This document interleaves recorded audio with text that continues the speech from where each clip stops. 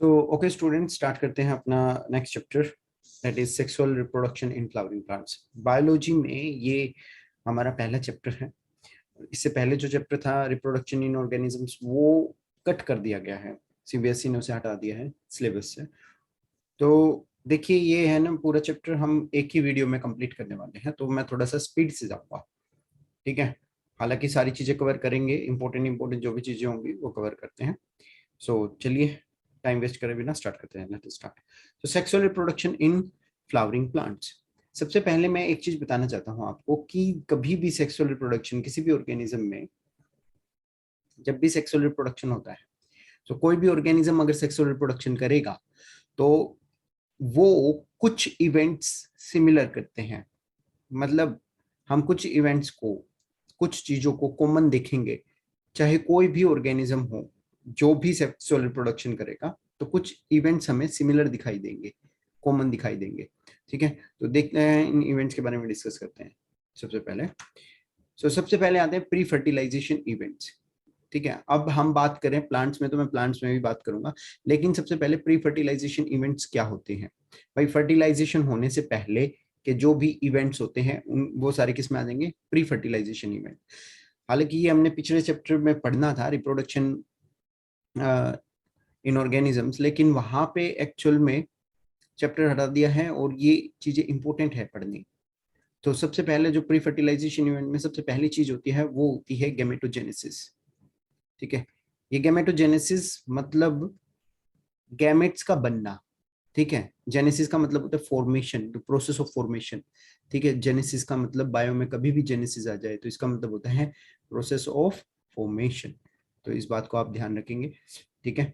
तो गैमेटोजेनेसिस मतलब process of formation of gametes, तो गैमेट्स का बनना, ठीक है। और गैमेट्स क्या होते हैं, male gametes and female gametes. अगर ह्यूमंस में देखें तो sperm, wait a second, yes, okay. So humans में अगर देखें तो स्पर्म्स एंड ओव्यूम, ये क्या है, ये गैमेट्स हैं, ठीक है। तो sperm is a male gamete and ovum is a female gamete. तो ये एक जो प्रोसेस होता है गैमेटोजेनेसिस का, ये बहुत इंपॉर्टेंट होता है प्री फर्टिलाइजेशन इवेंट्स में। सेकंड जो इंपॉर्टेंट है वो है ट्रांसफर ऑफ गैमेट्स। भाई, अब गैमेट्स बन तो गए, लेकिन ये गैमेट्स का ट्रांसफर होना भी जरूरी है, ट्रांसफर ऑफ गैमेट्स। तो हम ये देखेंगे कि चीजें ये दो चीजें हर ऑर्गेनिज्म जो भी सेक्सुअल रिप्रोडक्शन करेगा वो करता ही है। तो प्री फर्टिलाइजेशन इवेंट्स में ये दोनों चीजें कॉमन होती हैं। अब क्योंकि हम पढ़ रहे हैं प्लांट्स के बारे में, pre fertilisation events in plant, तो मैं प्लांट्स के पॉइंट ऑफ व्यू से भी देख लेते हैं, ठीक है। तो प्लांट्स में क्या होता है कि प्लांट में सबसे पहले जो चीजें होंगी, अब मैं बात कर रहा हूँ in plants, wait a second, यहाँ पे मैं इसे थोड़ा सा रब कर देता हूँ, ठीक है। हाँ, तो अब हम बात करेंगे pre fertilisation events in plants.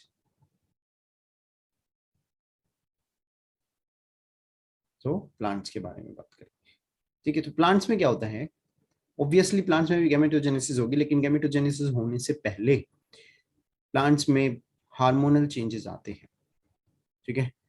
Hormonal changes, मुझे पता है बहुत सारे स्टूडेंट्स को ये भी नहीं पता होगा कि प्लांट्स के अंदर भी हॉर्मोन्स होते हैं, ठीक है।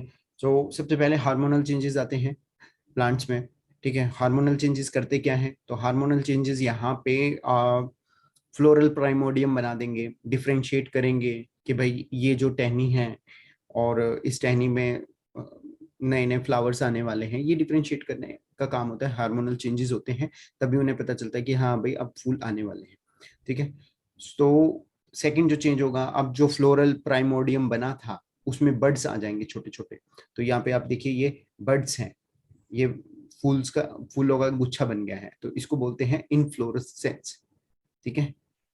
तो इनफ्लोरेसेंस होगा और इनफ्लोरेसेंस में हम क्या देखेंगे कि बर्ड्स आ जाएंगे छोटे छोटे, और वो बर्ड्स फ्लावर्स में डेवलप होने लग जाएंगे। तो इनफ्लोरेसेंस क्या हुआ, इनफ्लोरेसेंस दो टाइप के इनफ्लोरेसेंस होते हैं, ये भी आपने 11th क्लास में पढ़ा होगा, रेसमोस एंड साइमोस, ठीक है। दो टाइप के। सो इनफ्लोरेसेंस से आगे अगर हम बढ़ेंगे तो इसके बाद क्या होता है, इसके बाद जो फ्लावर्स तो बन गए, अब फ्लावर्स डिफरेंशिएट होते हैं, ठीक है। अब या तो फ्लावर्स अलग अलग बनेंगे, मेल और फीमेल फ्लावर्स, या फिर एक ही फ्लावर में दोनों चीजें होंगी, मेल और फीमेल। तो मेल और फीमेल ऑर्गन या फिर मेल और फीमेल पार्ट्स डेवलप होंगे फ्लावर्स के अंदर। तो मेल और फीमेल पार्ट्स जो डेवलप होंगे, मेल पार्ट को फ्लावर्स में बोला जाता है एंड्रोशियम, ठीक है। तो एंड्रोशियम वो जहां पे मेल गैमेट बनेंगे, और गाइनोशियम, गाइनोशियम वो जहां पे फीमेल गैमेट बनेंगे। तो अब जब हमें पता चल गया कि यहाँ पे एंड्रोशियम होगा, यहाँ पे गाइनोशियम होगा, तो अब हम बात कर सकते हैं गैमेटोजेनेसिस की। तो अब जो मेन इंपॉर्टेंट था वो था गैमेटोजेनेसिस। तो गैमेटोजेनेसिस होने से पहले भी ये डेवलपमेंट होने जरूरी है। तो ये आपकी बुक में भी दे रखे हैं, आप पढ़ सकते हैं प्री फर्टिलाइजेशन इवेंट्स में। तो अब जो मेन इंपॉर्टेंट है वो होना चाहिए गैमेटोजेनेसिस। तो गैमेटोजेनेसिस होगा तो यहाँ पे क्या बनेंगे एंड्रोशियम में, एंड्रोशियम में हम देखेंगे पोलन ग्रेन, और पोलन ग्रेन के अंदर होते हैं क्या, मेल गैमेट्स, ठीक है, मेल गैमेट्स। और यहाँ पे गाइनोजियम में, गाइनोजियम ओवरी होती है, और यहाँ पे क्या बनेंगे, पहले ओवरी वगैरह बनेंगी और उसके अंदर फर्टिलाइजेशन होगा, और फर्टिलाइजेशन होने से पहले जो बनेगा वो बनेगा एम्ब्रियोसैक। एम्ब्रियोसैक के अंदर एग होता है, ठीक है। तो ये गैमेटोजेनेसिस का प्रोसेस होता है प्लांट्स में। और गैमेटोजेनेसिस होने के बाद यहाँ पे ट्रांसफर ऑफ गैमेट भी होगा, तो ये इंपॉर्टेंट है, ठीक है। ट्रांसफर ऑफ गैमेट्स हम यहाँ पे देखेंगे कैसे होगा, कि भाई पोलन ग्रेन, ये तो मोस्टली सारे बच्चे जानते होंगे कि जो पोलन ग्रेन है वो शेड होते हैं, ठीक है, झड़ जाएंगे। और वो पोलन ग्रेन हवा की मदद से या किसी मधुमक्खी की मदद से या पानी की मदद से, इन कुछ फैक्टर्स की मदद से किस पे पहुंच जाएंगे, फीमेल पार्ट पर, मतलब आगे हम देखेंगे किस पे पहुंच जाएंगे, ये पहुंच जाएंगे पिस्टिल के इस स्टिग्मा पर। तो इस प्रोसेस को हम यहाँ पे, ट्रांसफर ऑफ गैमेट्स के जो प्रोसेस को यहाँ पे प्लांट्स में क्या बोलते हैं, हम बोलते हैं पोलिनेशन, ठीक है। तो प्री फर्टिलाइजेशन इवेंट्स में ये दो होंगे, एक तो गैमेटोजेनेसिस एंड्रोशियम और गाइनोशियम में होगा, एक transfer of gametes that is pollination होगा, ये प्री फर्टिलाइजेशन इवेंट्स में होंगे। तो अब हम इसको थोड़ा सा और डिटेल में पढ़ते हैं। एक चीज मैं और बताना भूल गया, यहाँ पे ये जो फ्लावर्स दिखाई दे रहे हैं अनार के हैं, ठीक है, और इसको पूरे को क्या बोलेंगे, हम इस पूरे को इन्फ्लोरेसेंस बोलेंगे, ठीक है, ये इन्फ्लोरेसेंस हो रहा है, ठीक है, फ्लोरल प्राइमोडियम बना हुआ। सो चलिए नेक्स्ट क्लास, नेक्स्ट स्लाइड देखते हैं। एंड्रोशियम एंड गाइनोशियम, अब हम डिटेल में बात करेंगे कि एंड्रोशियम और गाइनोशियम क्या होता है। देखो यहाँ पे ये वैसे पिस्टिल है, ये पूरे के पूरे, इसमें ये सिंपल एक पिस्टिल है, ठीक है, एक पिस्टिल है, ऐसे इसमें बहुत सारे पिस्टिल्स है, ठीक। तो ये वाला जो बहुत सारे पिस्टिल्स हमें दिखाई दे रहे हैं, इसी के अंदर क्या होता है, इसी के अंदर ओव्यूल और एम्ब्रियोसेक बनेगा, ये फीमेल पार्ट है। तो इसको क्या बोलेंगे, ये है गाइनोशियम। तो गाइनोशियम मैंने बताया था, गाइनोशियम फ्लावर का वो पार्ट होता है जहां पे क्या बनते हैं, जहां पे एग बनेगा, एम्ब्रियोसेक बनेगा, ठीक है। और ये वाला जो पार्ट दिखाई दे रहा है ये, ठीक है, इसमें एंथर है, दिस इज एंथर। तो ये पूरा का पूरा पार्ट जो है इसको बोलते हैं हम एंड्रोशियम, एंड्रोशियम, ठीक है। अभी हम पीछे देख के आए हैं कि एंड्रोशियम में क्या बनते हैं, एंड्रोशियम में पोलन ग्रेन बनेंगे, ठीक है, और गाइनोशियम में क्या बनते हैं, तो गाइनोशियम में क्या बनते हैं, गाइनोशियम में एम्ब्रियोसैक बनेगा। तो यही सारी चीजें हमें देखनी है। तो देखो यहाँ पे है ना बहुत सारी पिस्टिल्स हैं, तो इसका मतलब बहुत सारे स्टिग्मा होंगे, और इसके बारे में भी हम बात करेंगे। यहाँ पे दिस इज मोनोकार्पलरी, सॉरी मल्टीकार्पलरी, मैं कह रहा हूँ बहुत सारे पिस्टिल्स हैं और फिर भी बोल रहा हूँ मोनो। तो दिस इज मोनोकार्पलरी, बहुत सारे पिस्टिल्स हैं, ठीक है। तो गाइनोशियम में एक पिस्टिल भी हो सकता है, कई सारे पिस्टिल भी हो सकते हैं, डिपेंड करता है। तो इसके बारे में हम डिटेल में बाद में बात करेंगे। सो अभी एंड्रोशियम एंड गाइनोशियम मैंने आपको दिखा दिया, गाइनोशियम क्या है, और मैंने आपको ये भी बता दिया कि एंड्रोशियम क्या है। तो दिस इज गाइनोशियम, ठीक है, एंड एंथर जो है उसी को क्या बोलते हैं हम, एंड्रोशियम। कई बार ऐसा होगा कि ये, जैसे कि हम अभी एंड्रोशियम देख रहे हैं, वेट अ सेकंड, इसको मैं इरेज कर दूं पहले। यहाँ पे देखो मैंने क्या बोला, एंड्रोजियम जो है ना, कई बार स्टेमन को भी बोल दिया जाता है। अब स्टेमन क्या है, यहाँ पे देखो, ये एंथर है, ठीक है, और ये इसका है फिलामेंट एंथर का। तो एंथर फिलामेंट से जुड़ा रहता है एक्चुअल में। अगर फ्लावर से, फ्लावर का ये है नीचे का थैलस पार्ट, ये तो आप लोगों ने देखा होगा, नीचे वाला ये पार्ट है थैलस, जिसके ऊपर ओवरी होती है। सो दीज आर ओवरीज, बहुत सारी हैं। ये सेपल्स हैं। तो बेसिकली ये तो पता ही होगा आप लोगों को। लेकिन यहाँ पे इंपॉर्टेंट बात देखने की ये थी कि एंथर और फिलामेंट, तो स्टेमन क्या होता है, एंथर और फिलामेंट दोनों को मिला के क्या बोल देते हैं, एंथर एंड फिलामेंट दोनों को मिला के क्या बोल देते हैं, स्टेमन। ठीक है। तो कई बार हम इस पूरे को भी एंड्रोशियम बोल देंगे, कई बार सिर्फ एंथर को ही क्या बोलते हैं, एंड्रोशियम बोलते हैं। तो इस डिटेल में जाने का अभी हमारा कोई फायदा नहीं। ठीक है, तो आगे चलते हैं स्ट्रक्चर ऑफ एंथर के बारे में। अब ये इंपॉर्टेंट है। हमने क्या देखा, अभी देखा था एंथर, ठीक है, और एंथर किसी भी फ्लावर में दो तरीके के हो सकते हैं, या तो वो हो सकते हैं यूनिलोब्ड, या वो हो सकते हैं बाइलोब्ड। ठीक है, यूनिलोब्ड या हो सकते हैं बाइलोब्ड। तो यहाँ पे जो मैंने दिखा रखा है ये बाइलोब्ड एंथर दिखाया है। अब इसका एक पार्ट ये है फर्स्ट लोब, और दूसरा लोब ये है, दो लोब।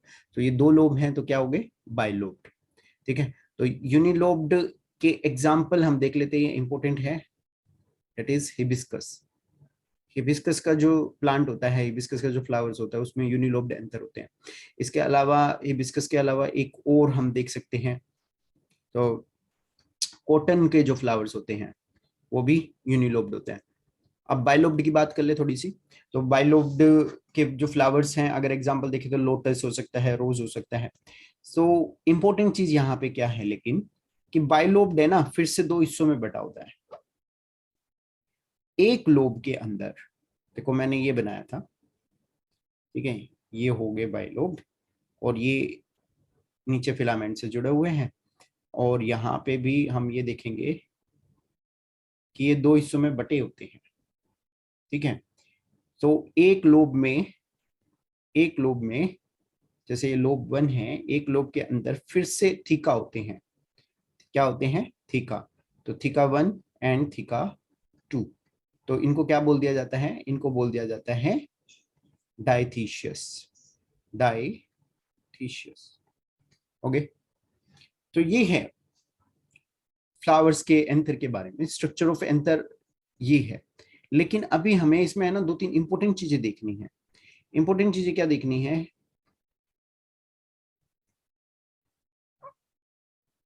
देखो, ये जो एंथर है, इस एंथर के एक्चुअल अंदर हो क्या रहा है, तो हम इसे कट करके देखेंगे। ठीक है, कट करके यहाँ से कट किया, और इसको हम स्लाइड में देखेंगे, तो हमें ये पता चलेगा कि हम इसका क्या ले रहे हैं, क्रॉस सेक्शनल व्यू। तो यहाँ पे मैं उस क्रॉस सेक्शनल व्यू को बना दे रहा हूँ। ठीक है, ये हमने कट किया इसे, और ये बाइलोब्ड एंथर बना दिया। अब इस बाइलोब्ड एंथर में यहाँ, अब देखो, ठीक है, ये बीच में कनेक्टिव टिश्यू है जिससे फिलामेंट जुड़ा हुआ था। सो ये फिलामेंट भी बना दिया। अब मैंने इसको कट करके देखा, मैं ऊपर से देख रहा हूँ। ठीक है, यहाँ पे देखिएगा आप, ये जो लाइन है, ये वाली बीच में ऐसे जो इंटरनल ग्रूव सा बना हुआ है, इसको बोलते हैं line of dehiscence, line of dehiscence. अब लाइन ऑफ डेहिसेंस का एक्चुअल में काम क्या होता है, अगर कोई पूछ ले फंक्शन क्या होता है, तो क्या होता है, जैसे ही ये एंथर मैच्योर होगा, मैच्योर होने के बाद इसकी बाहर वाली जो लेयर है वो सूख जाएगी, और सूखने की वजह से यहाँ पे लाइन ऑफ डेहिसेंस जो है वो इजीली रप्चर हो जाती है। ठीक है, क्या हो जाती है, इजीली रप्चर हो जाती है, तो ये फट जाएगी, और यहाँ से फिर पोलन ग्रेन सारे बाहर निकलेंगे। ठीक है, तो वो अभी हम दिखाएंगे बना के पूरा। लेकिन ये मैंने जो बनाया है, ये बनाया है यंग एंथर। अभी एंथर डेवलपिंग स्टेज में है, यंग है ये एंथर। ठीक है, इसी में आप देखोगे ये वाला जो हिस्सा है, ये वाला पूरा हिस्सा, फिर ये वाला पूरा हिस्सा, ये वाला पूरा हिस्सा, और ये वाला पूरा हिस्सा। तो ये वाला जो है हमने ये देखा था कि इस साइड फर्स्ट लोब है, इस साइड सेकंड लोब है, और इस फर्स्ट लोब में ये क्या है, ये एक थीका है। तो हम देखेंगे कि 1 2 3 4, 4 थीका है। ठीक है, तो अब हम इसकी डिटेल्स में जाते हैं। ये हो गया पहले वाला थीका, ठीक है, ये हो गया दूसरा थीका, तीसरा थीका एंड चौथा थीका। ठीक है, तो 4 थीका हैं इसके अंदर। तो हर लोब जो होता है वो डाइथीशियस होता है। ठीक है, तो अब हम एक चीज देखने वाले हैं यहाँ पे, मैं इसको हटा देता हूँ पूरे को, और स्ट्रक्चर ऑफ एंथर के बारे में बात कर रहे थे, तो हम क्रॉस सेक्शनल व्यू जो है दोबारा से बना देते हैं यहाँ पे ऐसे।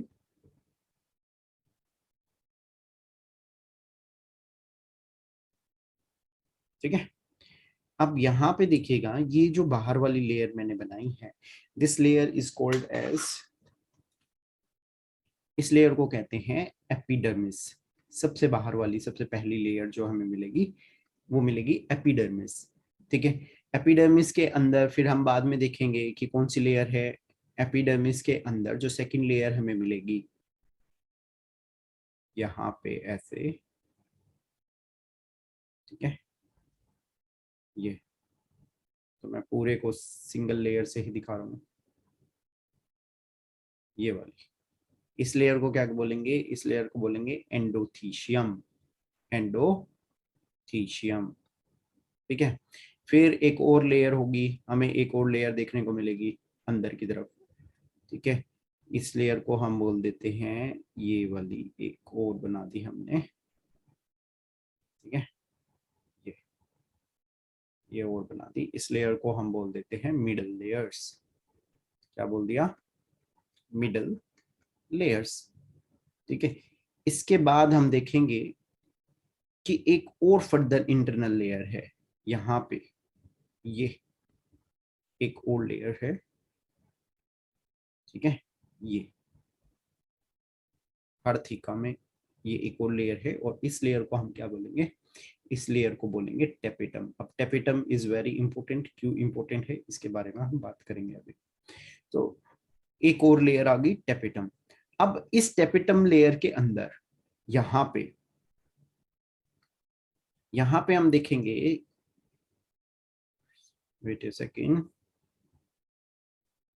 हाँ, यहाँ पे हम देखेंगे ये, ठीक है, इस लेयर के अंदर ये सब टिश्यू होते हैं, स्पेसिफिक टिश्यू पाए जाएंगे। इन टिश्यूज को बोला जाता है स्पोरोजीनियस टिश्यू, स्पोरोजीनियस टिश्यू। अब कोई भी टिश्यू किसका बना होता है, कोई भी टिश्यू सेल्स का बना होता है, तो उसके अंदर होने वाले सेल्स कौन से होंगे, वो होंगे स्पोरोजीनियस सेल्स। कौन से सेल्स, स्पोरोजीनियस सेल्स। अब ये जो स्पोरोजीनियस सेल्स है, इन्हीं सेल्स को कई बार बोल दिया जाता है पोलन मदर सेल्स। क्या बोला जाता है, पोलन मदर सेल्स। अब बच्चे हैं ना, यहाँ पे बहुत ज्यादा कंफ्यूज रहते हैं कि पोलन मदर सेल्स कौन से हैं, स्पोरोजीनियस टिश्यू कौन से हैं। ठीक है, तो एनसीईआरटी में हालांकि पूरा क्लियर नहीं दे रखा, लेकिन फिर भी, तो पोलन मदर सेल्स इन्हीं को बोला जाता है, स्पोरोजीनियस सेल्स को ही पोलन मदर सेल्स। इसके अलावा इनको माइक्रोस्पोर मदर सेल भी बोल दिया जाता है, माइक्रोस्पोर मदर सेल। ठीक है, तो क्या क्या नाम है इसके देख लो आप। तो माइक्रोस्पोर मदर सेल को एमएमसी बोलेंगे, पोलन मदर सेल को पीएमसी बोलेंगे। ओके, तो यही स्पोरेंजिनियस टिश्यू और ये टेपिटम लेयर मिलके ये एक जगह बनाती। ठीक है, फर्दर जब ये स्पोरोजीनियस टिश्यू या ये स्पोरोजीनियस सेल्स डिवाइड करेंगे और इनके अंदर पोलन ग्रेन आ जाएंगे, तो ये जो जगह बनी है ना, तो ये 4 जगह बन गई जहां पे कि पोलन ग्रेन को रखा जाएगा। तो इन चारों जगह को, wait a minute, colour change कर लेते हैं। ओके, हाँ, ये जो जगह बनी है यहाँ पे, ये, अरे यार कोई अच्छा कलर नहीं है क्या, सारे एक जैसे ही हैं, यहाँ पे देख, हाँ, ये जो जगह बनी है अब, ठीक है, इनके अंदर क्या होंगे, पोलन ग्रेन बनेंगे, टेपिटम लेयर ने बनाई है। इन्हीं को क्या बोलते हैं, इन्हीं जगह को बोलते हैं माइक्रोस्पोरेंजियम, माइक्रोस्पोरेंजियम। ठीक है, अब कहीं पे भी बायो में आप ये देखें ना कि GIUM पीछे लगा है, ठीक है, तो उसका एक्चुअल में मतलब ये होता है कि कोई सैक लाइक स्ट्रक्चर है, ठीक है, जिसके अंदर स्पोर्स वगैरह को क्या किया जाएगा, स्टोर किया जाएगा, ठीक है। तो माइक्रोस्पोरेंजियम मतलब माइक्रोस्पोर्स को स्टोर किया जाएगा, माइक्रोस्पोर्स होते हैं इसके अंदर, इसलिए इसको बोला जाता है माइक्रोस्पोरेंजियम। तो ये 4 माइक्रोस्पोरेंजियम है, 4 माइक्रोस्पोरेंजियम के अंदर क्या है, स्पोरोजीनियस टिश्यू, ठीक है। यहां तक आप लोगों को समझ में आया? तो इनको एक बार हम वहां पे भी देख लेते हैं, एक्चुअल में जो एनसीईआरटी में आपको दिखा रखा है, एनसीईआरटी की बुक में यहाँ पे देखो, जो एनसीईआरटी की बुक में यहाँ पे दिखा रखा है, यहाँ पे देखो ये बाहर वाली लेयर कौन सी है, इन्होंने दिखा रखी है एपिडर्मिस, ये एपिडर्मिस है। देन उसके अंदर वाली लेयर क्या है, एंडोथीशियम है। देन यहाँ पे देखो ये टेपिटम लेयर है, टेपिटम नीचे दिखा रखी है, यहाँ पे टेपिटम है। एंड देन इसको स्पोरोजीनियस टिश्यू बोला है। अब यहाँ पे तो इसको स्पोरोजीनियस टिश्यू बोला है। अच्छा, एक मैं बीच में कनेक्टिव टिश्यू भूल गया था, तो ये कनेक्टिव टिश्यू ऐसा बीच में कनेक्टिव टिश्यू होगा, ठीक है। इसी कनेक्टिव टिश्यू से एक्चुअल में कनेक्टिव टिश्यू होने के साथ साथ यहाँ पे क्या होते हैं, यहाँ पे ट्रैकियड्स वगैरह के सेल्स भी होते हैं, ठीक है, जाइलम फ्लोएम भी होगा, ताकि पानी वगैरह आ सके, न्यूट्रिशन वगैरह आ सके एंथर के पास, ठीक है। तो फिलामेंट के थ्रू आते हैं। तो जो मैं बात बताने वाला था कि यहाँ पे देखो ये स्पोरोजीनियस टिश्यू है अंदर, ठीक है। अब मैंने तो आपको बता दिया स्पोरोजीनियस टिश्यू है, लेकिन एनसीईआरटी ने क्या किया, स्पोरोजीनियस टिश्यू यहाँ पे बता दिया, और उसके बाद इन्होंने डायरेक्टली यहाँ पे क्या लिखा है, अंदर अंदर लिखा माइक्रोस्पोर मदर सेल। इस साइड देखो लेफ्ट में, ये पूरा अच्छे से आया नहीं है, माइक्रोस्पोर मदर सेल, तो इन्होंने ये लिखा है यहाँ पे। तो बच्चे ना काफी कंफ्यूज रहते हैं कि स्पोरोजीनियस टिश्यू से डायरेक्टली माइक्रोस्पोर मदर सेल आ गया। हालांकि ये सिंपली एक सिंपल बात है कि स्पोरोजीनियस टिश्यू के अंदर स्पोरोजीनियस सेल होंगे, उन्हीं सेल्स को क्या बोला जाता है, पोलन मदर सेल या माइक्रोस्पोर मदर सेल। ओके, तो चलिए ये देख लेते हैं। अच्छा, यहाँ पे 2-3 चीजें और हैं जो पीछे रह गई है, अभी हम पीछे जाते हैं। सो इसको इरेज कर दो तुम पहले। तो अब हम देखेंगे यहाँ पे, तो सबसे आउटर मोस्ट लेयर जो बताई हमने वो क्या थी, वो थी एपिडर्मिस, ठीक है। अब एपिडर्मिस का कुछ फंक्शन होगा, तो एपिडर्मिस क्या करती है, प्रोटेक्शन प्रोवाइड करती है, ठीक है। देन फिर 2 लेयर्स थी, endothecium, endothecium and middle layers, ठीक है, एंडोथीशियम एंड मिडल लेयर्स। अब ये एंडोथीशियम एंड मिडल लेयर्स ये दोनों क्या करती हैं, ये एक्चुअल में सपोर्ट प्रोवाइड करती हैं, ठीक है, स्ट्रक्चरल सपोर्ट भी प्रोवाइड करती हैं, न्यूट्रिशनल सपोर्ट भी प्रोवाइड करती हैं, ठीक है। तो एंडोथीशियम एंड मिडल लेयर्स। तो इसके बाद एक और लेयर आई थी, हमने देखी थी टेपिटम, ठीक है। Tapetum is very important. अब हमने यहाँ पे देखा है, देखो जरा, ये वाली जो लेयर है, ये वाली सेल्स की जो लेयर है, ये टेपिटम की लेयर है, ठीक है। हालांकि इसमें कुछ गलती है, एनसीईआरटी ने कुछ गलत दिखा रखा है, वो अभी मैं क्लियर करता हूँ कि क्या है। ये जो टेपिटम की लेयर्स हैं, टेपिटम के जो सेल्स होते हैं, इन सेल्स का जो साइटोप्लाज्म होता है वो डेंस होता है, और ये मल्टी न्यूक्लिएटेड होते हैं, ठीक है। 2, 4, 5, किसी में 5 न्यूक्लियस दिखाई दे जाएंगे, किसी में 2 न्यूक्लियस दिखाई दे जाएंगे, किसी में एक ही दिखाई देगा, किसी में 3-4 दिखाई दे जाएंगे। तो ऐसे ये मल्टी न्यूक्लिएटेड सेल्स होते हैं, मल्टी न्यूक्लिएटेड सेल्स होते हैं टेपिटम लेयर के, ठीक है। तो टेपिटम सेल्स जो है वो मल्टी न्यूक्लिएटेड है। अब इनका जो साइटोप्लाज्म होता है, साइटोप्लाज्म भी इनका डेंस होता है, डेंस साइटोप्लाज्म होता है। तो देखो यहाँ पे एनसीईआरटी ने क्या कर रखा है, यहाँ पे देखो डेंस दिखा रखा है यहाँ पे साइटोप्लाज्म को। एक बार मैं इसको रब कर देता हूँ, ये देखो डेंस दिखा रखा है यहाँ पे, डॉटेड दिखा रखी है। तो अब ये डेंस क्यों होता है साइटोप्लाज्म, सबसे पहले इस बारे में बात कर लेते हैं कि साइटोप्लाज्म डेंस इसलिए होता है क्योंकि यहाँ पे फूड मटेरियल रिजर्व होता है, ठीक है। तो फूड रिजर्व होता है, काफी ज्यादा अमाउंट में फूड स्टोर करके रखते हैं टेपिटम के सेल्स। क्यों स्टोर करते हैं, क्योंकि इनको microspore mother cell, pollen mother cells को न्यूट्रिशन प्रोवाइड करना होता है माइक्रोस्पोरोजेनेसिस करने के लिए, ठीक है। तो फर्दर ये माइक्रोस्पोरोजेनेसिस करेंगे तो उस टाइम पे काफी ज्यादा न्यूट्रिशन चाहिए, ये हमने देखा था। तो न्यूट्रिशन कौन प्रोवाइड करेगा पोलन मदर सेल को, तो यहां से टेपिटम सेल्स प्रोवाइड करते हैं। अब ये मल्टी न्यूक्लिएटेड सेल्स होते हैं, तो मल्टी न्यूक्लिएटेड सेल्स होते हैं, इसकी वजह से है ना क्या होता है, अब देखो मल्टी न्यूक्लिएटेड सेल्स होते, अगर सबके अंदर 3 सेल्स होते तो मैं इसको ट्रिप्लोइड बोल देता, प्लोइडी को। अब प्लोइडी क्या होती है, कई बार हम पूछ लेते हैं कि प्लोइडी क्या होती है। तो प्लोइडी होती है या तो सेल हैप्लोइड है, मतलब एक ही सेट ऑफ क्रोमोसोम है, या वो डिप्लोइड है, मतलब 2 ही सेट ऑफ क्रोमोसोम है, या फिर वो ट्रिप्लोइड हो सकता है कि 3 सेट ऑफ क्रोमोसोम्स हैं, ट्रिप्लोइड है। ठीक है, तो हैप्लोइड में जैसे ह्यूमंस की बात करें तो स्पर्म्स के अंदर 23 क्रोमोसोम्स होते हैं। देन डिप्लोइड में अगर उसकी बात करें ह्यूमंस के सेल्स की, तो कोई भी सेल अगर हम लेंगे, कोई भी सोमेटिक सेल्स, तो उसमें हम देखेंगे कि 2 × 23 मतलब 23 पेयर होते हैं, तो टोटल हो गए 46, तो ये कहलाता है डिप्लोइड। ठीक है, तो इसी को हम बोलते थे एन, इसी को बोलते हैं 2n। ठीक है, तो ऐसे ही ट्रिप्लोइड भी हो सकता है। ठीक है, अगर हम देखेंगे आगे कि प्लांट्स में ही एक टिश्यू आएगा जो कि ट्रिप्लोइड टिश्यू होता है। ठीक है, तो ट्रिप्लोइड भी हो सकते हैं सेल, लेकिन जब हम प्लोइडी पूछते हैं किसकी, यहाँ पे कई स्टूडेंट्स का रहता है क्वेश्चन कि जब भी हम प्लोइडी पूछते हैं टेपिटम की, कि भाई टेपिटम की प्लोइडी के बारे में बताओ, तो टेपिटम की प्लोइडी जो होती है वो हमेशा ही क्या कहलाती है, पोलीप्लोइडी। अब हम इसे पोलीप्लोइडी क्यों कह रहे हैं, ना हम ट्रिप्लोइड कह रहे हैं, ना डिप्लोइड कह रहे हैं, ना प्लोइड कह रहे हैं। 4 होते तो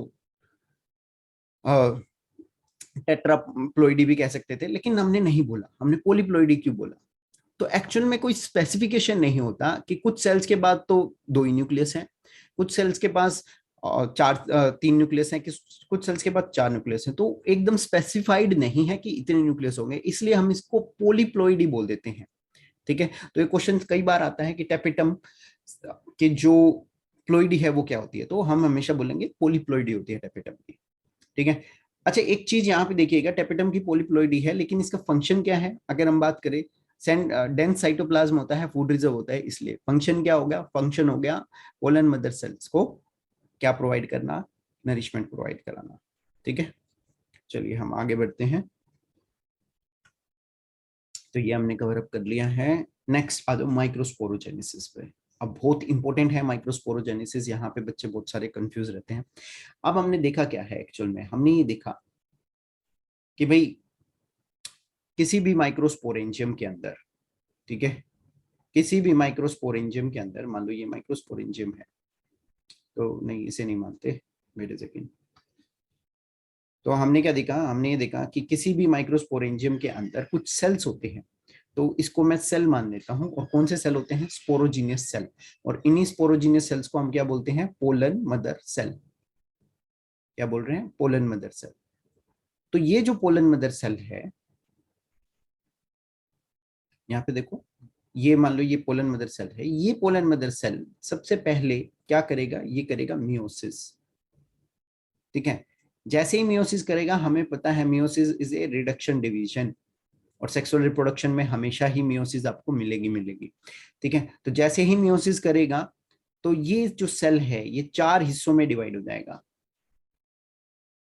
ठीक है, तो ये 4 हिस्सों में बट गया है, इसे मैं थोड़ा सा ढंग से कर देता हूँ।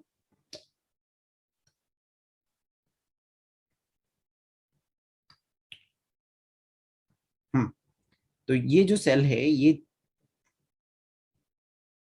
क्या बना लेगा, 4 हिस्सों में बन जाएगा।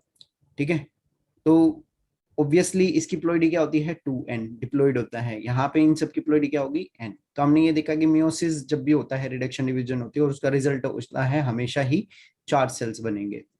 ठीक है, तो ये 4 सेल बन गए। ये 4 सेल क्या कहलाते हैं, ये कहलाते हैं microspore tetrad.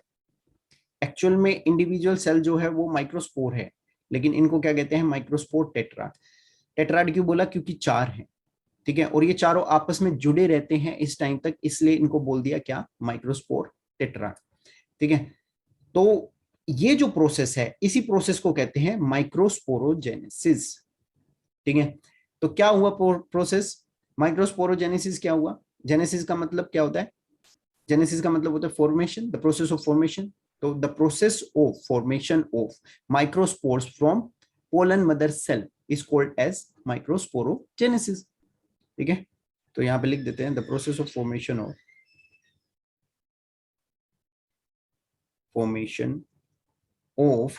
Microspores from microspore mother cell, या पोलन मदर सेल भी बोल सकते हो, pollen mother cell is called microsporogenesis.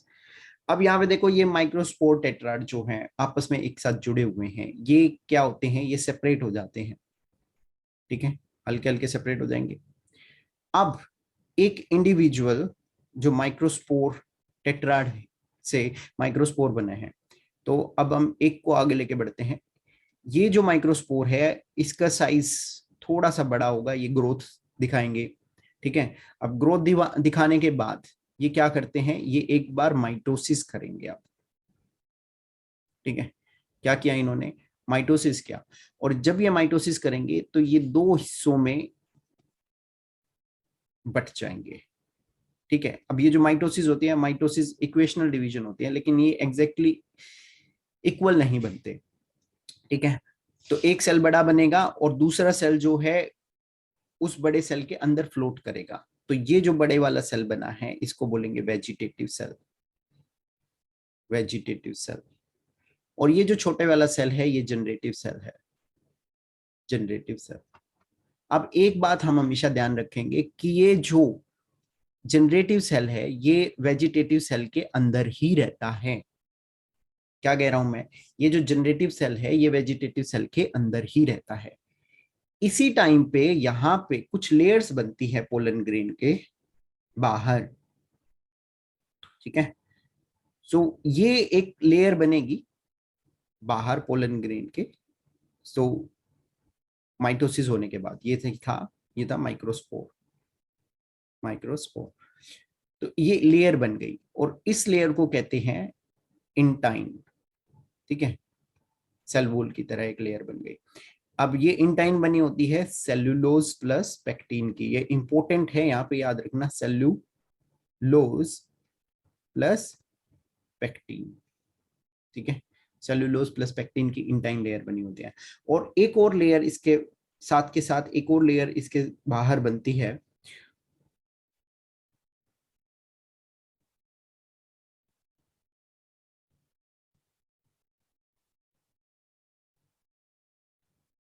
ठीक है, ये एक और लेयर बाहर बनती है और इस लेयर को कहते हैं स्पोरोपोलेनिन। स्पोरोपोलेनिन की बनी होती है, सॉरी, स्पोरोपोलेनिन की बनी होती है। कहते क्या है, कहते हैं इसे एक्साइन। ठीक है, तो स्पोरोपोलेनिन की बनी होती है, इस बाहर वाली लेयर को क्या कहते हैं, एक्साइन। अंदर वाली लेयर को क्या कहते हैं, इंटाइन। और उसके अंदर दो सेल्स होते हैं, एक वेजिटेटिव सेल एक जनरेटिव सेल। तो ये होता है क्या, ये होता है पोलन ग्रेन। अब ये पोलन ग्रेन में कन्वर्ट हो गया। माइक्रोस्पोर सेल ने एक बार माइटोसिस की है और माइटोसिस करने के बाद ये पोलन ग्रेन में कन्वर्ट हो गया।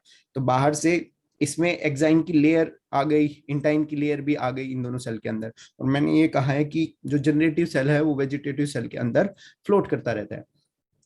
अब यहाँ पे है ना, कई बार एक्साइन जो है, जो बाहर की एक्साइन लेयर बनी है वो कई जगह से एब्सेंट होती है। जैसे यहाँ से देखो, यहाँ से देखो तो यहाँ से एंटाइन इंटाइन दिखाई दे रहा है हमें। तो ऐसी जो जगह होती है उनको बोलते हैं जर्म पोर। जब ये पोलन ग्रेन शेड होंगे और स्टिग्मा पे जाके रिसीव होंगे, तब यहीं से, इसी ओपनिंग से, ऑब्वियसली ओपनिंग नहीं होती, इंटाइन लेयर होती है, लेकिन यहीं से वेजिटेटिव सेल और जनरेटिव सेल बाहर निकलेंगे। ओके, सो जर्म पोर का ये फंक्शन होता है। स्पोरोपोलेनिन के बारे में एक इंपॉर्टेंट बात है, ये बहुत इंपॉर्टेंट है स्पोरोपोलेनिन। एक इंपॉर्टेंट बात है, वो इंपॉर्टेंट बात ये है कि स्पोरोपोलेनिन जो होता है ना, ये केमिकल सब्सटेंस काफी हाईली रेजिस्टिव होता है। हाईली रेजिस्टिव केमिकल सब्सटेंस होता है। किस चीज के लिए हाईली रेजिस्टिव, मतलब कि केमिकली बहुत ज्यादा स्ट्रॉन्ग सब्सटेंस है, लेकिन किस चीज के लिए हाईली रेजिस्टिव होता है ये टेम्परेचर के लिए हाईली रेजिस्टिव होता है। ठीक है, ज्यादा हीट देने से भी नहीं टूटेगा।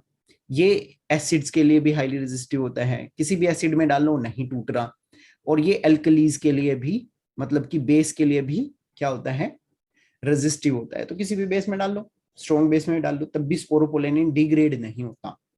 ठीक है, तो ये था हमारा पोलन ग्रेन के बारे में। अब माइक्रोस्पोरोजेनेसिस से ही मैंने डायरेक्टली पोलन ग्रेन पे लेके चला गया तुम्हें। देखो जरा, सबसे पहले क्या हुआ है, सबसे पहले है pollen mother cell, then microspore tetrad बने हैं एक मियोसिस होने के बाद। जब मियोसिस हो गई तो उसके बाद क्या बन गया, हमारा माइक्रोस्पोर्स बन गए, देन हमारा पोलन ग्रेन बन गया। तो यहाँ पे थोड़ा सा मैसी हो गया है, तो हम आगे चल के एक बार देखते हैं, या मैं इसी को यहाँ से हटा के इरेज करके मैं चीजें क्लियर बता देता हूँ थोड़ा सा। तो हमने क्या देखा है अभी तक, हमने ये देखा कि यहाँ पे सबसे पहले पोलन मदर सेल था। ठीक है, पीएमसी पोलन मदर सेल, और इस पोलन मदर सेल की प्लॉइडी थी 2n। ठीक है, इसने किया मियोसिस, एक बार मियोसिस करने के बाद ये बन गए थे माइक्रोस्पोर टेट्राड। इन्हीं माइक्रोस्पोर टेट्राड में फिर फर्दर ग्रोथ होती है, और ग्रोथ होने के बाद ये कर लेते हैं माइटोसिस, और माइक्रोस्पोर टेट्राइड की जो प्लॉइडी होगी वो होगी हैप्लोइड एन, क्योंकि मियोसिस हुआ है।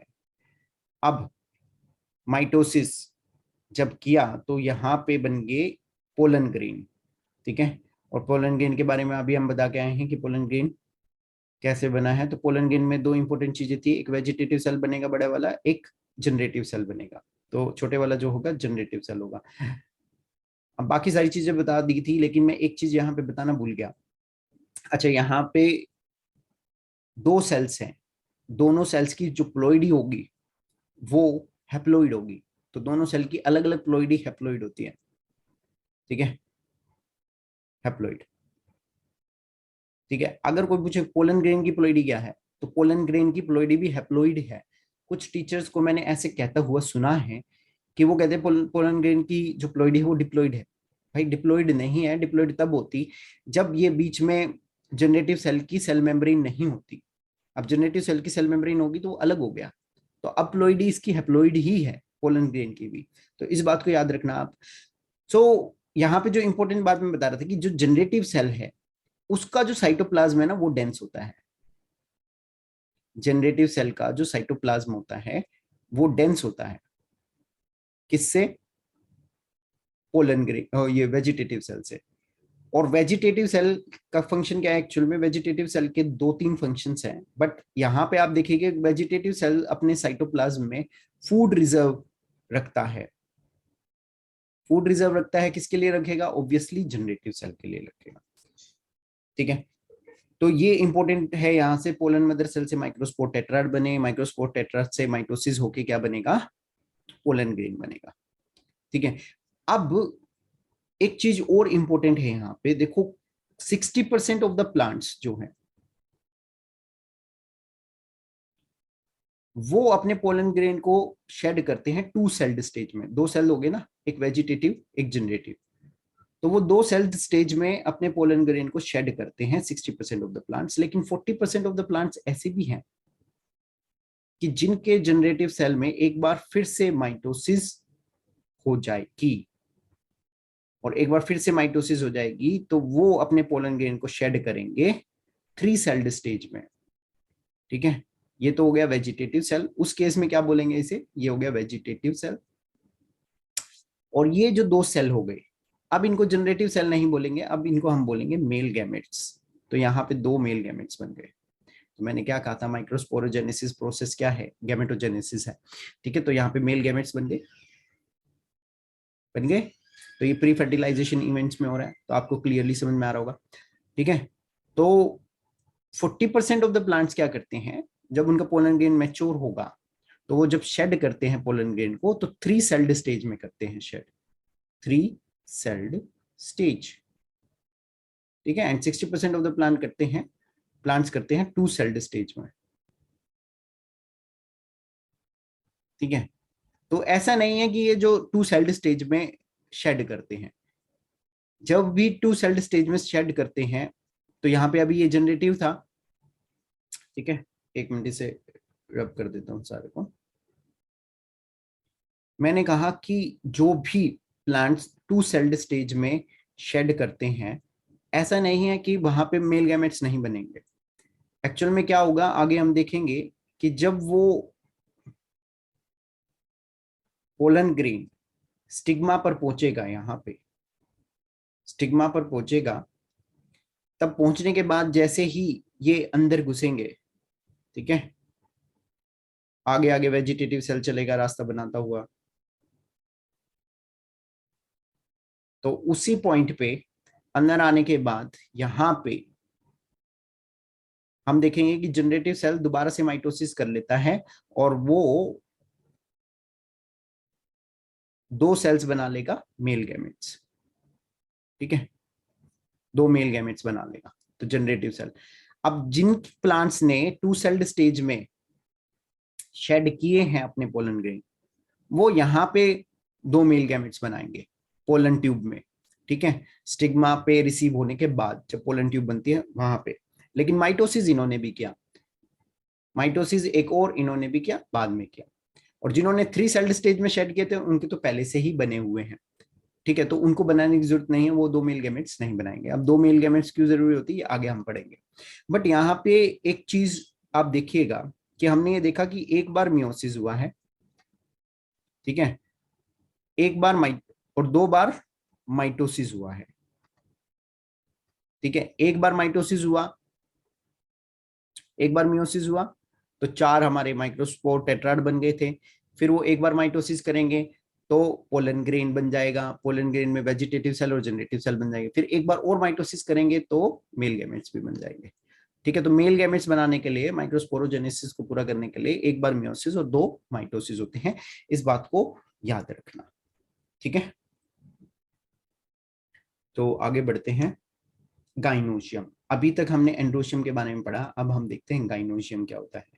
एक्चुअल में देखो, फ्लावर में हमने ये देखा था कि भाई ये है थैलस, ठीक है, ये है फ्लावर का थैलस, और थैलस के ऊपर यहाँ पे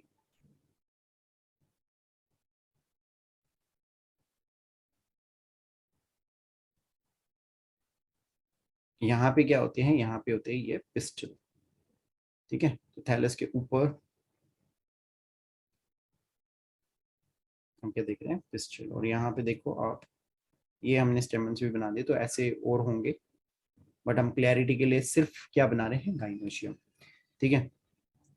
तो यहाँ पे ये वाला जो पार्ट होगा इसको हम क्या बोलेंगे, इसको बोलेंगे ओवरी, ठीक है। और इसको क्या बोलेंगे, इसको बोलेंगे स्टाइल, और इस पार्ट को हम बोलेंगे स्टिग्मा। तो ये तीनों मिलके क्या बनाते हैं, ये तीनों मिलके बनाते हैं एक पिस्टिल, ठीक है। लेकिन सारे फ्लावर्स में एक ही पिस्टिल नहीं होता। अगर किसी फ्लावर में एक पिस्टिल होगा तो उसको बोला जाता है मोनोकार्पलरी। अगर किसी फ्लावर में सिंगल पिस्टिल होगा, जैसे इस फ्लावर में हमें सिर्फ सिंगल पिस्टिल दिखाई दे रहा है, एक ही पिस्टिल, तो इसको क्या बोलेंगे, मोनोकार्पलरी। अगर किसी फ्लावर में एक से ज्यादा पिस्टिल होंगे, जैसे हमने शुरू में दिखाया था काफी सारे पिस्टिल हो सकते हैं, तो उन फ्लावर्स को बोला जाएगा मल्टी कार्पलरी।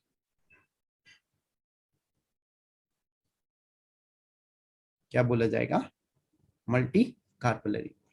मल्टी कार्पलरी में हम ये देखेंगे कि अगर पिस्टिल एक दूसरे के साथ फ्यूज हुए हुए हैं, जुड़े हुए हैं, ठीक है, तो उनको बोलेंगे सिनकार्पस। और अगर पिस्टिल अलग अलग हैं, जुड़े नहीं हुए, तो उनको बोलेंगे एपोकार्पस, ठीक है। तो मैं एक बार दिखा देता हूं आपको, ये देखो आपकी बुक में ये डायग्राम दे रखा है, ठीक है। सो ये वाली जो पिस्टिल है, सॉरी ये पिस्टिल नहीं है, पूरा का पूरा गाइनोशियम है, ठीक है।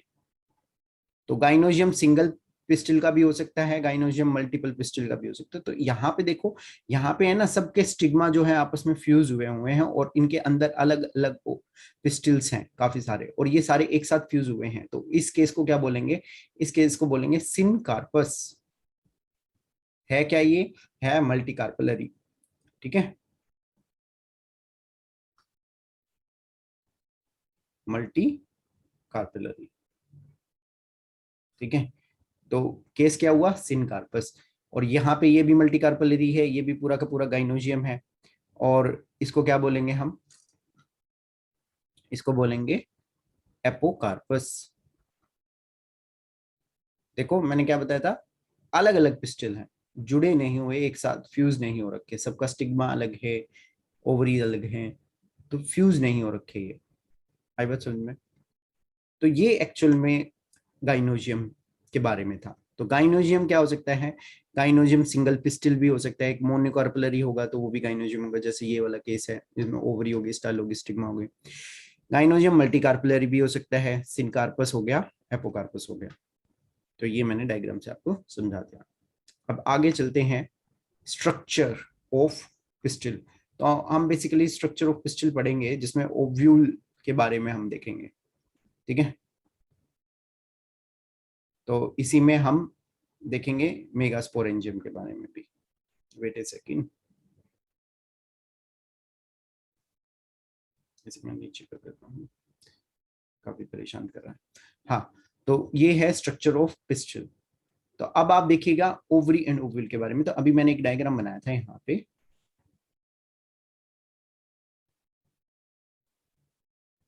इसमें थोड़ी सी मेरी ड्राइंग अच्छी नहीं है, बट मैं कोशिश करूंगा कि थोड़ी सी चीजें अच्छी हो जाए, ठीक है। तो ये है थैलेमस, इसके नीचे हम क्या देखते हैं, ये तो हमने पहले ही देख लिया था, ये ऊपर वाला स्टिग्मा है, स्टाइल है, देन ये ओवरी है। ओवरी के अंदर क्या होती है? ओवरी के अंदर होती है खाली कैविटी,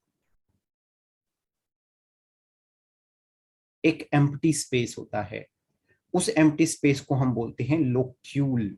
तुम्हारी बुक में दे रखा है एनसीईआरटी की, ध्यान से पढ़ोगे तो मिल जाएगा, लोक्यूल, ठीक है, लोक्यूल। और इसी लोक्यूल के अंदर हम देखेंगे यहाँ पे, इसी लोक्यूल से जुड़ती हुई, ओवरी से जुड़ती हुई, यहां से हम देखते हैं कि एक कनेक्शन होता है, ठीक है। इस कनेक्शन को क्या बोलते हैं? इस कनेक्शन को बोलते हैं हम प्लासेंटा। तो प्लासेंटा होगी एक, ठीक है, जो कि न्यूट्रिशन वगैरह लेके जाएगी ओव्यूल के पास। और यहाँ पे यही प्लासेंटा जो है जुड़ी रहती है, एक मिनट रुकिएगा, ओव्यूल से। तो यहाँ देखो, ओव्यूल से, और ओव्यूल से जहां जुड़ी रहती है, तो ओव्यूल की भी एक पाइप होगी जिसको हम बोलते हैं फ्यूनिकल, फनल पाइप, ठीक है, जहां से ये एक्सचेंज करेगा। और फ्यूनिकल ओव्यूल से जहां से जुड़ी रहती है, उस पार्ट को हम बोल देते हैं क्या? ये वाला पार्ट, उस पार्ट को हम बोल देते हैं क्या? हाइलम, ठीक है। क्या बोल दिया? हाइलम। ओके। अब हम दो तीन चीजें और देखेंगे इसके अंदर कि भाई हाइलम है यहाँ पे, ये पूरा का पूरा ओव्यूल है, ठीक है। तो एक चीज तो हम समझ गए कि भाई पहले लोक्यूल है, और लोक्यूल के अंदर लोक्यूल से जुड़ती हुई निकल रही है क्या? प्लासेंटा। और प्लासेंटा जो है जुड़ती है किसके साथ? ओव्यूल के साथ। तो ये अंदर वाला क्या है? ओव्यूल, ठीक है। तो प्लासेंटा ओव्यूल के साथ जुड़ती है, तो लोक्यूल और ओव्यूल के बीच में भी कुछ कैविटी खाली रहती है, ठीक है। तो प्लासेंटा जो है ओव्यूल के साथ जुड़ती है, यहां से प्लासेंटा ओव्यूल के साथ जुड़ती है वाया फ्यूनिकल, ठीक है। तो ये ओव्यूल हो गया हमारा, ये प्लासेंटा हो गई, ये फ्यूनिकल हो गया, ये हाइलम रीजन हो गया। अब हम एक दो चीज और देख लेते हैं इसमें कि यहाँ पे, वेट ए सेकेंड, इसे रब कर देते हैं,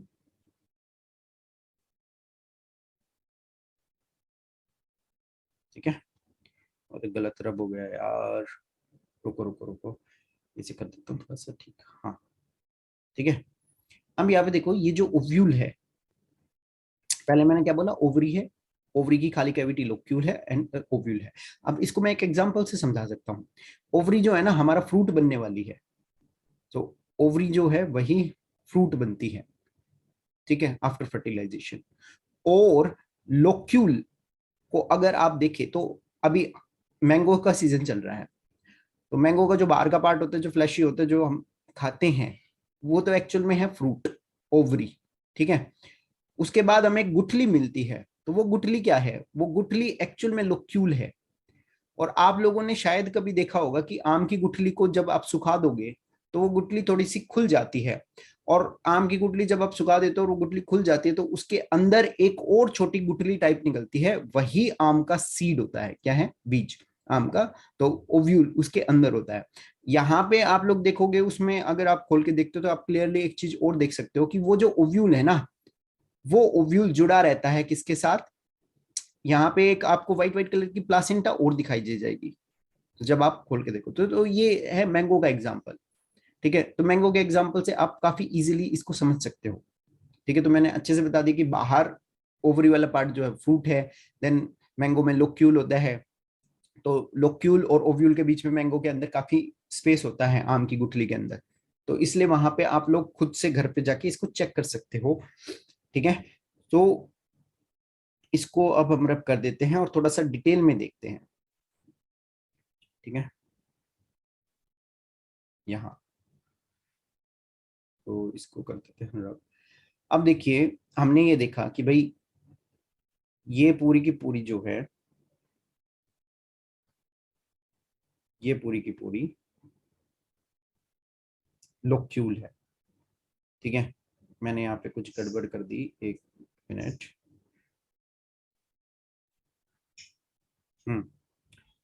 यहाँ देखिए, ये पूरा का पूरा क्या है? ये है ओव्यूल।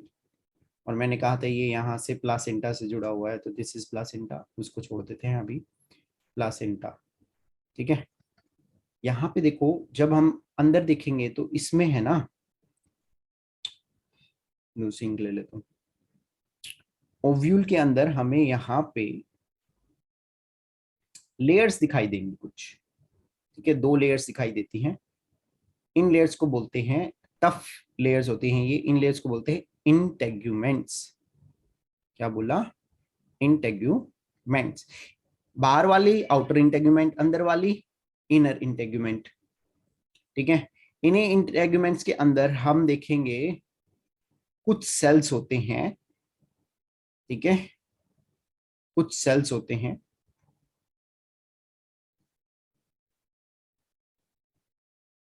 इन सेल्स को बोला जाता है मास ऑफ सेल्स, यानी कि न्यूसेलस।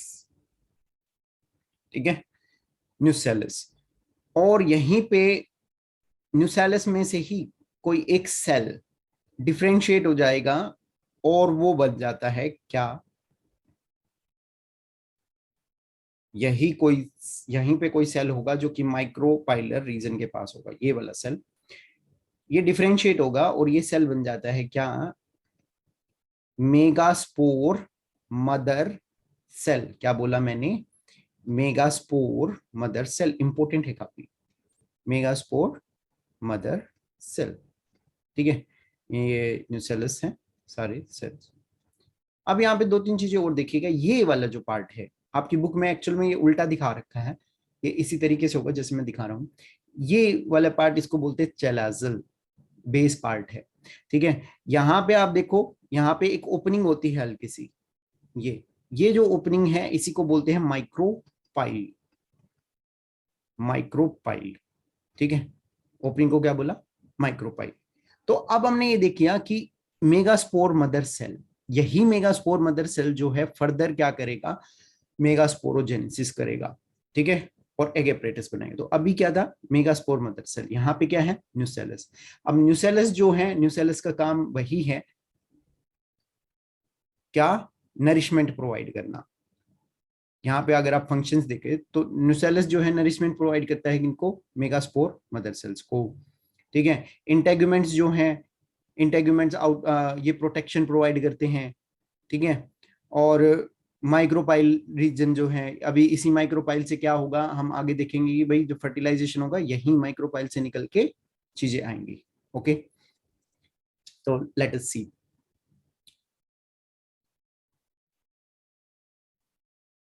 ओके, नेक्स्ट स्लाइड में देखते हैं हम मेगास्पोरोजेनेसिस का प्रोसेस। अब क्या होते हैं एक्चुअल में मेगास्पोरोजेनेसिस, हम इस बारे में बात कर रहे थे। सो देखो, अभी हमने क्या देखा? अभी हमने देखा कि भाई यहाँ पे न्यूसेलस के सेल्स थे बाहर। ठीक है, ये न्यूसेलस के सेल्स, और इन्हीं न्यूसेलस के सेल्स के बीच में यहाँ पे एक ओपनिंग थी। और इन्हीं न्यूसेलस के सेल्स के बीच में यहाँ पे हमने देखा था कि एक और सेल होता है जिस जो कि डिफरेंशिएट हो जाता है न्यूसेलस से उसको बोलते हैं मेगास्पोर मदर सेल। ये था मेगास्पोर मदर सेल। अब एक्चुअल में क्या होगा, ये मेगास्पोर मदर सेल में सबसे पहले क्या होगी, मियोसिस होगी, जैसा कि अभी तक होती रही है। ठीक है, तो मियोसिस होगी, और मियोसिस होगी तो मैंने क्या कहा था कि मियोसिस होते ही ये 4 हिस्सों में बढ़ जाएगा, तो 4 सेल्स बन जाते हैं। यहाँ पे बन गए 4 सेल, 1 2 3 4। तो ये 4 सेल मेगास्पोर मदर सेल से डिवाइड होकर बन गए। अब इन 4 सेल्स में ये 3 सेल्स जो हैं डीजनरेट हो जाते हैं। ठीक है, ये 3 सेल्स जो हैं डीजनरेट हो जाते हैं। बचा कौन सा, सिर्फ एक जो माइक्रोपाइलर एंड के पास जो सेल है वो बच जाता है। अब यही माइक्रोपाइलर एंड के पास जो सेल है, यही वाला सेल जो है वो दोबारा से ग्रोथ करेगा और थोड़ा सा बड़ा हो जाएगा। ठीक है, ग्रोथ करके थोड़ा सा बड़ा हो जाएगा। उसके बाद ये क्या करेगा, उसके बाद ये माइटोसिस करेगा लगातार। तो पहली बार माइटोसिस करेगा, और माइटोसिस जो होती है उसके बाद हमने ये देखा था कि माइटोसिस में 4 फेजेस होते हैं। 4 फेजेस कंप्लीट होने के बाद तो उसके बाद हम क्या देखते थे कि साइटोकाइनेसिस होता था, मतलब सेल वॉल का फॉर्मेशन होता था। लेकिन यहाँ पे माइटोसिस हुआ है, सेल वॉल नहीं बनी है अभी। ठीक है, माइटोसिस हो गया, सेल वॉल नहीं बनी, और उसके बाद ये फिर से एक बार माइटोसिस कर देगा, तो दूसरी बार भी कर दिया, अभी भी सेल वॉल नहीं बनेगी। अब कितने सेल हो गए, ये हो गए 4 सेल्स। फिर इसके बाद एक बार और माइटोसिस कर देगा, तो माइटोसिस कर देगा तो फिर से ये सेल्स डिवाइड हो जाएंगे। और अब कितने बन गए, अब देखो 1 2 3 4 5 6 7 8, 8 सेल्स बन गए। तो जब तक ये 8 न्यूक्लियस नहीं बन जाएंगे ना, 8 न्यूक्लियस बन गए, सॉरी 8 न्यूक्लियस नहीं बन जाएंगे, तब तक ये माइटोसिस करता रहता है। तो पहली माइटोसिस करी, फिर दूसरी करी, फिर तीसरी करी, और एक मियोसिस करी है इसने। ठीक है, तो यहाँ पे जब ये इस स्टेज में आ जाता है, उसके बाद इसमें क्या होता है, अब सेल वॉल बननी शुरू होगी। यहाँ पे देखो, ये 3 सेल ऊपर की तरफ चले गए। ये वाला एंड कौन सा था, चेलाजल एंड, ऊपर वाला। और नीचे हमने कौन सा दिखाया था, माइक्रोपाइल। ठीक है, माइक्रोपाइल। तो ये 3 सेल्स ऊपर की तरफ चले गए, तो ये बन जाएंगे ऐसे, बन गए, यहाँ ऊपर आ जाएंगे, और इन सेल्स को बोल दिया जाता है एंटीपोडल्स। अब इनकी सेल वॉल बन चुकी है, अब इनकी सेल वॉल बन गई, ये हो गए एंटीपोडल्स। फिर बीच में 2 रह गए। ठीक है, इनमें अभी भी नहीं बनी है, ये हो गए पोलर न्यूक्लियाई। फिर जो नीचे रह गए हैं वे बन जाते हैं दोबारा से, 2 सेल्स बन गए हैं ऐसे, और एक बीच में एक छोटा सेल और बन गया है। तो ये 2 सेल्स और एक ये वाला सेल्स, तो 2 बड़े सेल्स जो हैं इनको बोलते हैं सिनर्जिड्स, सिनर्जिड्स।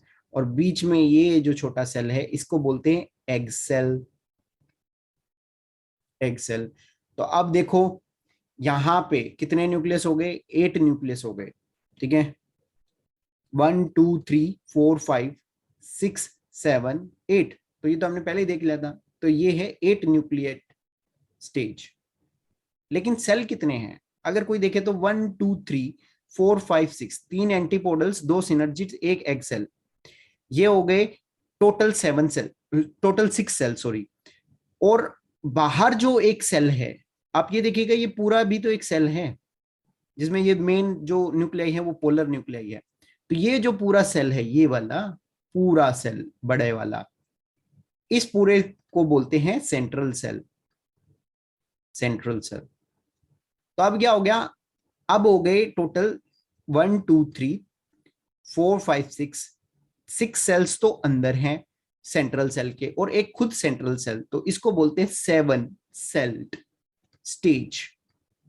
ठीक है, तो इसको बोलते हैं 8 न्यूक्लिएट एंड 7 सेल्ड स्टेज। अब ये आपका क्या बन गया है, अब ये बन गया है आपका एम्ब्रियो सैक। और इसी एम्ब्रियो सैक को क्या बोलते हैं, फीमेल गैमेटोफाइट भी बोलते हैं। क्या बन गया, एम्ब्रियो सैक, और इसी को क्या बोलते हैं, फीमेल गैमेटोफाइट। तो मैंने ये बोला कि एंटीपोडल जो है चलाजल बेस की तरफ चले जाएंगे, बाकी के 3 न्यूक्लिया नीचे आ जाएंगे, जिनमें से 2 बन जाएंगे सिनर्जिड्स और एक बन जाएगा एग सेल। ठीक है, अब इसमें कुछ 2-3 बातें और हैं जो मैं एक बार बता देता हूं यहाँ पे। यहाँ पे देखो, हमने अभी देखा कि क्या बना है, हमारा बना है एम्ब्रियोसैक। यहाँ पे एंटीपोडल्स आ गए, 3 सेल जो है ऊपर की तरफ, बीच में 2 पोलर न्यूक्लियाई हैं, और यहाँ पे देखो ये 2 सिनर्जिड्स है और एक है छोटा एग सेल यहाँ पे। अब ये जो सिनर्जिड्स होते हैं, ये सिनर्जिड्स क्या करते हैं, ये फिलीफॉर्म एपरेटस बनाते हैं, यहाँ पे अपनी कुछ आगे की तरफ एक्सटेंशंस बढ़ाते हैं ये सेल्स। इसी को बोलते हैं क्या, फिलीफॉर्म एपरेटस। किस काम आते हैं ये फिलीफॉर्म एपरेटस? एक्चुअल में क्या करेंगे, जब मेल गैमेट्स आएंगे फर्टिलाइजेशन के टाइम पे, मेल गैमेट्स जब आएंगे तो उनको कलेक्ट करने में हेल्प करते हैं फिलीफॉर्म एपरेटस। एंटीपोडल्स का क्या फंक्शन है हम नहीं जानते, ठीक है। और पोलर न्यूक्लियाई और सेंट्रल सेल का क्या फंक्शन है ये हम आगे देखेंगे। सिनर्जिड्स का क्या फंक्शन है ये भी हम आगे देखेंगे। सिनर्जिड्स एक्चुअल में क्या करते हैं, ये रास्ता दिखाएंगे मेल गैमेट्स को, ठीक है। तो ये पूरा का पूरा क्या बन गया, ये पूरा का पूरा बन गया एम्ब्रियो सैक, और एम्ब्रियो सैक को ही हम बोलते हैं फीमेल गैमेटोफाइट, इसको याद रखना, फीमेल गैमेटोफाइट, ठीक है। तो ये आपका पूरा हो गया प्रोसेस माइक्रोस्पोरोजेनेसिस। अब एक बात और देखिएगा, तो आगे बढ़ते हैं थोड़ा सा डबल फर्टिलाइजेशन की ओर। अब डबल फर्टिलाइजेशन क्या है, देखो आपकी बुक में है ना, पहले पोलिनेशन दे रखा है, बाद में डबल फर्टिलाइजेशन दे रखा है, लेकिन उस टाइम तक आप सारा डायग्राम जो भी अभी तक पढ़ा है वो सारा भूल जाओगे, तो इसलिए मैं पहले ही डबल फर्टिलाइजेशन करा देता हूं, बाद में पोलिनेशन के बारे में बताऊंगा, ठीक है। यहाँ पे देखिएगा,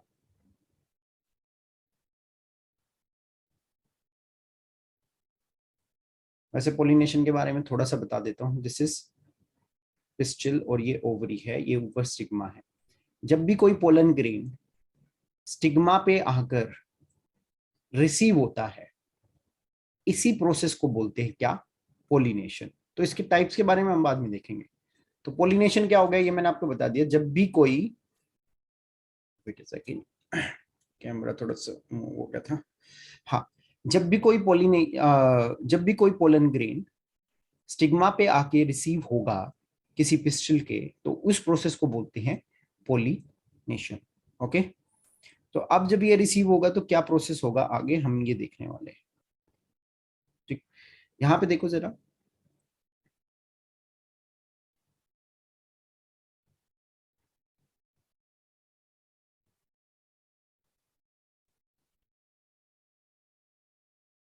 ठीक है। यहाँ पे हमने क्या देखा कि भाई एक पोलन ग्रेन आके यहाँ पे रिसीव हो गया है, यह है पोलन ग्रेन। तो डबल फर्टिलाइजेशन का प्रोसेस पढ़ रहे हैं अभी हम। पोलन ग्रेन जब आके यहाँ पे रिसीव होगा तो यहाँ से सबसे पहले आएगा वेजिटेटिव सेल, ठीक है। वेजिटेटिव सेल, और वेजिटेटिव सेल इसके अंदर रास्ता बनाएगा, ठीक है। ये ये वेजिटेटिव सेल है जो कि रास्ता बनाता हुआ चल रहा है। तो इसने एक ट्यूब बना दी है, किसके अंदर, पिस्टिल के अंदर। इस ट्यूब को हम बोलते हैं पोलन ट्यूब, पोलन ट्यूब। अब देखो मैंने आप लोगों को क्या बताया था, मैंने आप लोगों को ये बताया था, अगर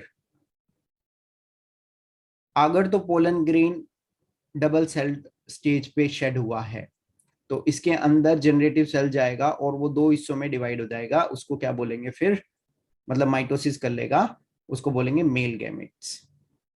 और अगर वो पहले से ही 3 सेल स्टेज था तो फिर ये माइटोसिस दोबारा नहीं करेगा, तब भी 2 मेल गैमेट्स पीछे पीछे आएंगे। अब वेजिटेटिव सेल आगे रास्ता बनाता हुआ चलता है और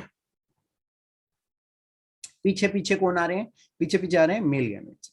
अब ये वेजिटेटिव सेल रास्ता बनाता कैसे है, एक्चुअल में जब स्टाइल के स्टिग्मा के ऊपर पोलन ग्रेन आता है तो सबसे पहले ये स्टिग्मा के यहाँ पे जो सेल्स होते हैं वो सबसे पहले इसको चेक करते हैं। क्या चेक करते हैं कि हाँ भाई ये जो पोलन ग्रेन है ये सही भी है या नहीं है। तो सबसे पहले पोलन ग्रेन को चेक करेंगे। चेक करने के बाद ये वेजिटेटिव सेल को आगे बढ़ने देंगे। अब वेजिटेटिव सेल को रास्ता दिखाने के लिए यहाँ पे जो सेल्स हैं, किसके सेल्स हैं? स्टाइल्स के सेल्स, ओवरी के सेल्स। ये सेल क्या करते हैं? ये cell hello guys, I hope कि आपको मेरा ये लेक्चर पसंद आया होगा। और अगर आपको ये टॉपिक अच्छे से समझ में आ गया है और आप इससे रिलेटेड कुछ क्वेश्चंस करना चाहते हैं या इस लेक्चर को पूरा देखना चाहते हैं, आप नीचे दिए गए दूसरे लिंक को फॉलो कर सकते हैं। आपको वहां से ये पूरा लेक्चर भी मिल जाएगा और आप वहां पे जाके इससे रिलेटेड क्वेश्चंस भी कर पाओगे। और आपके दिमाग में अगर कोई क्वेश्चंस रह गए हैं इस टॉपिक से रिलेटेड या इस लेक्चर से रिलेटेड, आप मुझसे कोई डायरेक्टली क्वेश्चंस पूछना चाहते हैं, तो आप लोग मेरी लाइव क्लासेस को ज्वाइन कर सकते हैं। डायरेक्टली आइए, मुझसे डायरेक्टली लाइव क्लासेस में इंटरेक्ट कीजिए। वहां पे आप डायरेक्टली मुझसे क्वेश्चन भी पूछ पाएंगे। कोई टॉपिक नहीं समझ में आया होगा तो मैं उसको दोबारा भी समझाऊंगा। लाइव क्लासेस के बारे में ज्यादा जानकारी के लिए आप लोग नीचे दिए गए लिंक पे क्लिक कर सकते हैं। वहां से आपको सारी इन्फॉर्मेशन मिल जाएंगी और आप अगर नीट का पेपर देने वाले हैं तो उसमें भी आपको काफी हेल्प मिलेगी।